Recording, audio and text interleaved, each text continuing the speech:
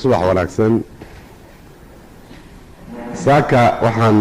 u jeclaystay inaad halka isugu timaadaan inaan idinkala hadlo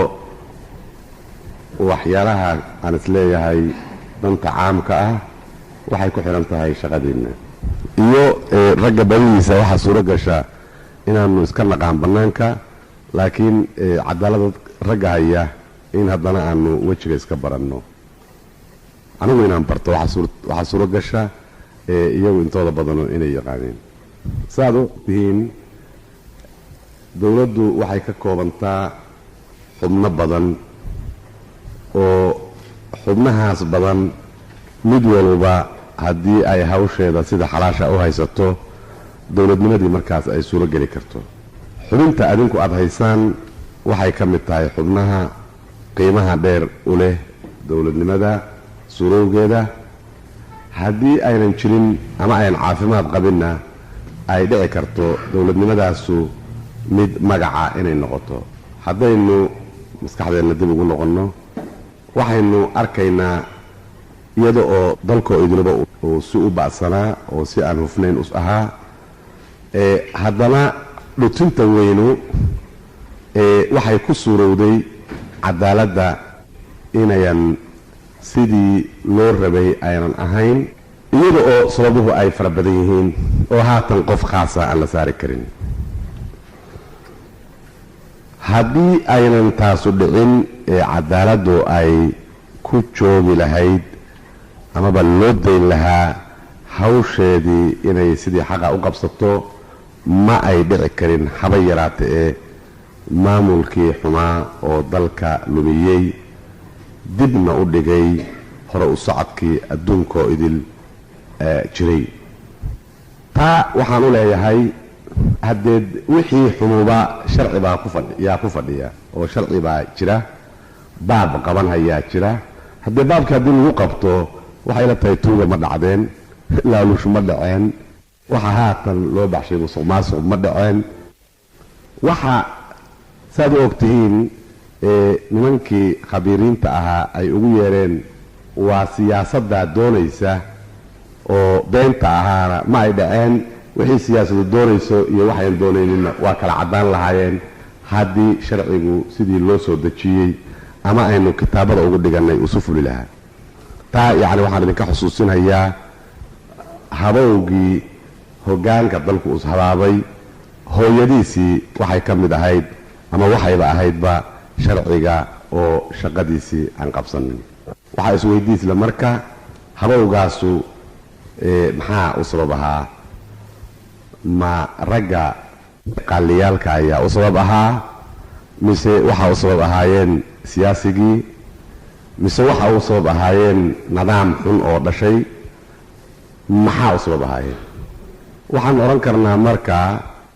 sababuhu waa badan yihiin haddaba si aanan midna waxba ugu dhimin waxay ku hagaagsan tahay sababtu si kastaba ha ahaadeene cadaaladdu sidii qumanayd uma aynan fulin muddadii aynu soo dhaafnay maanta taariikhdeennu meel dheer bay ka soo bilaabatay laakiin 21 oktoobar waxay furtay baal cusub maanta baalkaas cusub ayaynu wax ku qornaynaa isaguna waxa weeye wax walba dhabbihii xalaasha ahaa inay ku fulaan cadaaladdu waa inay ku fushaa qolada sharciga samaysaa waa inay ku fushaa qolada shaqada maamulka dawladduna waa inay ku fushaa shicbiga soomaaliyeed waa inuu ku fulaa nin shaqaaluhu waa inuu ku fulaa beerleydu waa inay ku fushaa xoolo dhaqatadu waa inay ku fushaa dadka tacliintu waa inay ku fulaan nin walba waddo cad buu leeyahay waddadiisa waa inay ku socdaan taasu waxay marka suuro gelinaysaa dad qoom ah oo dawlad ah oo socda oo sharaf leh inaynu noqonno yay suuro gelinaysaa haddii qolaba dhabbaha xaqa ay ka leexato oo u weydaarato qolada kale dhabbaheeda wax walba markaa waa markay isku qasmahayaan kadibeedna waxay dhalaan ay tahay xumaan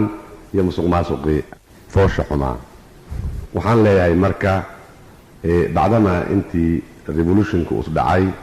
amaba dadka salabka sida ay xukunka dalka la wareegeen iyo intay dawladda dhiseen intaba aynan suuro gelin adinkoo khaasa inaan idinla hadlo saaka yacni sababteedu taas bay ahayd saaka ururkeennu ama aniga ujeedadeedu waxaa weeye mas-uulkii aad lahaydeen dhabarka inaan idinka saaro wax marmarsiinyaa oo suuro galaana inaynan jirin mas-uulkaasu waxaa weeye xubinta lafdhabarka ah xubnaha badan oo dawladdu ay ka koobanto adinka haysaan qaaliyaalka yaa hayaan meel kastaba ha joogeen shuruucdii waddanka lagu wadi lahaana giddigood waa dhigan yihiin oo mid aan oolino ma jiro ama ha noqdo midka casriga ha noqdo ama midka sharciga ha noqde mid aan dhignayno ma jiro waxaan idin weydiisanayaa inaad fulisaan sharciga oo sida xaq aad u fulisaan waxaa caadada adduunka ama taariikhda aan ka akhrisan jirnay ama haddaanu dalalka adduunka aanu marno aanu la kulannaa monumentooyin waaweyn ama yacni sawirro waaweyn oo muxuu ahaa meelaha caasimadaha dawladaha hore u kacay ka dhisan oo ay u dhisan yihiin niman qaaliyaal ah oo geesiyaal ahaayeen oo la dagaalamay shubada ama laaluushka oo la dagaalamay cadaalad xumada oo la dagaalamay xataa madaxdooda oo ka hor istaagay dadkoodu amaba dalkoodu inuu waddo xun qaado oo iswaayo nabadgelyo ama cadaalad iswaayo annagu xaq baanu u leenahay raggaasu inay naga soo baxaan ku dagaalama cadaaladda geesiyaala aan ka baqin damaaciga adduunka kuwa hor istaaga tii xumayd oo qolada ahayd oo lala ordi jiray hor istaaga kuwa cabsi geliya hor istaaga waanu u baahanaa annaga naftanadu waana adinka hadda saaka iyo hor fadhiya ragga ku duuli karaa qiirada caynkaasa oo marka sharaf wanaagsan soo hoysan karaa mid haddii laydin fiiriyo adinka oo sharfaaya qaaliga ninka la yidhaahdaa qiimaha uu leeyahay ragga cadaaladda maamula qaarkood laakiin annagu kulli baan u naqaanaa ninkii haya muxuu ahaa cadaaladda fulinteeda mas-uulkeedu uu saaran yahay oo idil baanu u naqaanaa saa yacni waa u baahan tahay soomaaliya inay hesho wiilal noocaas ah oo taariikhda adduunka ah wax badan baan aniga naftaydu la kulmay ama akhristay qaali aad iyo aad looga baqo laakiin baqrintaasu ayaan ahayn inuu dad uleeyo baqrintaasu ayaan ahayn inuu muxuu ahaa wax kaleeto sameeyo laakiin haybadiisa laga baqo ka timid naqidda uu naqahayo sharciga oo uusan marnaba ugu asxaanfalaynin oo turjubaan xaq ah keliya waxaan idinka rajaynayaa baalkii cusba oo taariikhda soomaalidu ay ka bilaabatay aniga oo tixgelinhaya ama adinka oo ka bilaabahaya in aad shaqadiinna u gudataan sida fiican geesinimada ah wadaninimada ah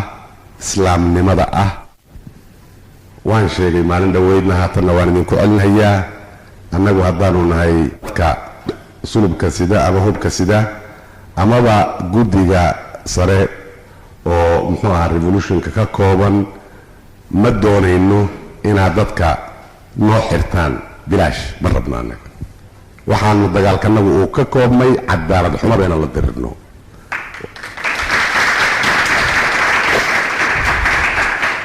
sidaas baanaan u yeelaynin marka cadaaladda marka lagu cayaaro haddana inaanu magaca annagu sidno xumaantana dad kale ay sameeyaan taas la yeeli mayno sharci naga xidhaayaana ma jiro meel lagu gabanayaana ma jirto ninkii ay ka dhab tahay ilaahay horti inuu dadkiisa xaq u xukumana waa midka aanu garab taaganahay waxa wanaaga uu mudan yahay aan marinayno midka musuq maasuqii maskaxdiisa ka fujin la'ana ka aanu yeeli mayno in annaga ceebto ay noo timaado isaguna uu falo oo ceebta sameeyo taas ka yeeli mayno yuusan ku riyoon taas waxay inoo kala dhigaysaa haddii kalsooni shaqadaada inaad ku qabsato ma rabno inaad naga baqdo ma rabno sekretariga cadaaladda inaad ka baqdo ma rabno inaad qolo kale ka baqdo damiirkaaga inaad ka baqdo waddankaaga inaad ka baqdo ilaaha inaad ka baqdo oo xaq aad marka ku fuliso taas baan kaa doonaynaa waxaanu doonaynaa inaad shaqayso oo saacadda u dhigan dowladda waxaa weeye halka saac ama 7 nin walba si u yaqaan in shaqada la tago in saacadda qayiman iyadana oo go'aan laga baxo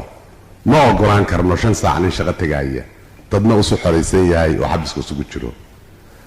ma ogolaan karno muxuu ahaa midda la yiraahdo xorriyadda duminta ah oo laynoo dhigayna yeelimayno waxaan idinka doonaynaa Soomaali ahaan inaad gidiga u kacdaan oo shaqada aad u fulisaan faylalka badan oo iskor saaran meel walbaba dalka Soomaaliyeed oo dadkii iyaga muxuu ahaa faylalkaas ku saabsanayeen ay xariga ku jiraan taasna ma ogolaan karno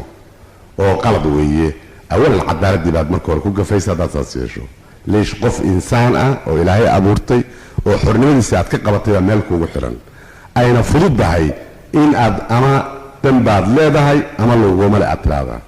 midda labaadna waxayba u tahay cadaawad dhaqaalaha dalka la diriraysa nin bari la sii dayn doono in muxuu ahaa 4-5 bilood xarig ku jira taasuna waxa weeye cadal wadanimo hooyadeed bay ka bilaabanaysaa 5 bilood oo masruuf ah oo wax kale lagu qaban karay wax nin loo cunsiinayo iyaduna waa yaabkeed bay ku jirtaa haddii loo dhanba laga eego waxaan isleeyahay ninka xaakimka naftiisa waxay ku tahay cuqdad aan ka baxayn maxaa waxay markuu nin dambiile yahay waxaan ugu ogahay inuusan habeenkii seexanin walwal miiran kaasaa kuu dhiman keeraa kuu dhiman goormaad samayn doontaa berri u dhigo saaddan baad qaban doontaa isuu leeyahay inuu ka nasto oo madaxiis bannaan uu marka wuxuu qabsanayo kale u qabsado ayaa uga roonay waxaa hor fadhiya madaxweyne maxamed cali sharmaan haddii ay u yaraato 2 sanadood ayuu hayaa xukuumadda militariga fulay baa la yiri nin dhintiya nin dheer u maragashada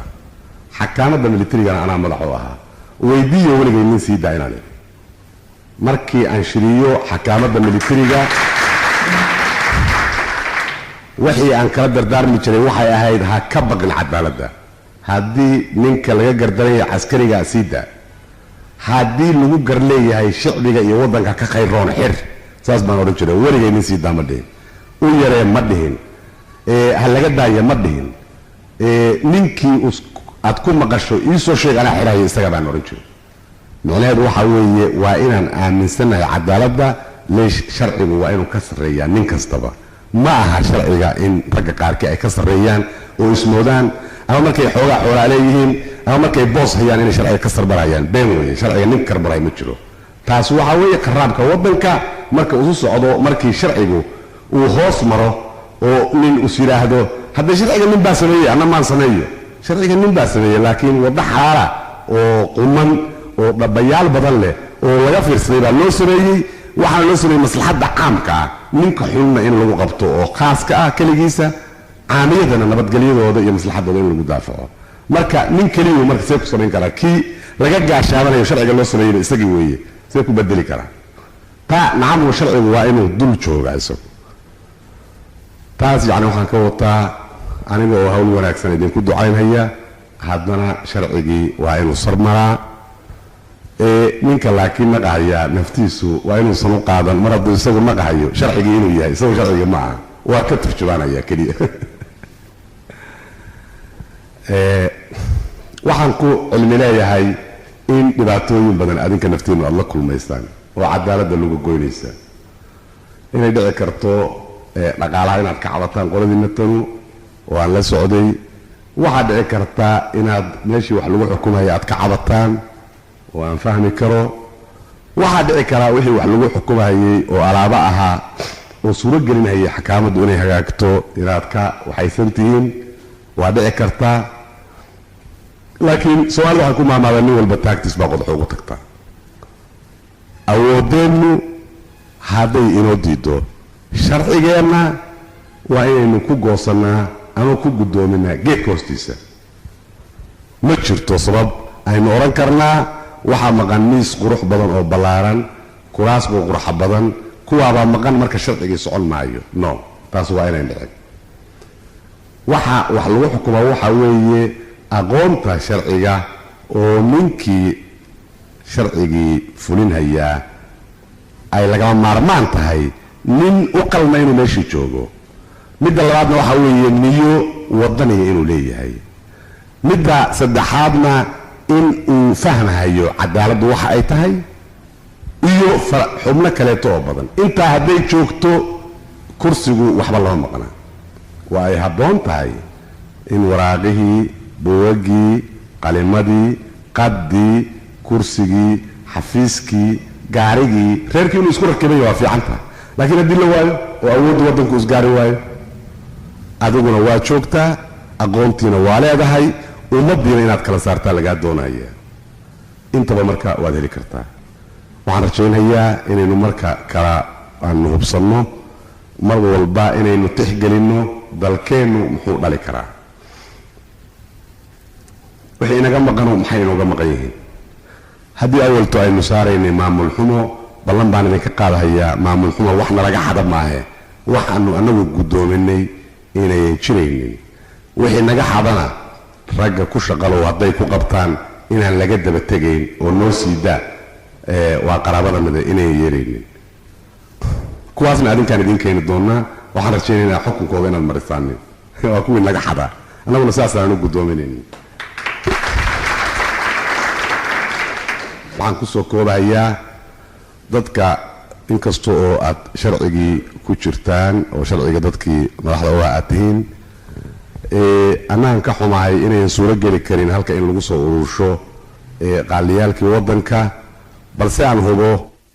adinkuba aad u warrami doontaan anagu waxaanu suuro galsinaynaa haddii alla idmo aniga iyo revolutionary councilba ama armed forces in aan annaguna aanan ku joorfalin anaana u ogolaan qolo ku joorfalaysa sharciga adinkana waxaan idinka rajaynaynaa ka turjubaanida sharciga aanu kuna tashanayno in aad muxuu ahaa wax ka qabanaysaan anigu waxba ka sheegi maayo hadalla badan oo lagu hadlo laakiin caqli iyo faham adinkaan idin daynaya السلام عليكم ورحمة الله وبركاته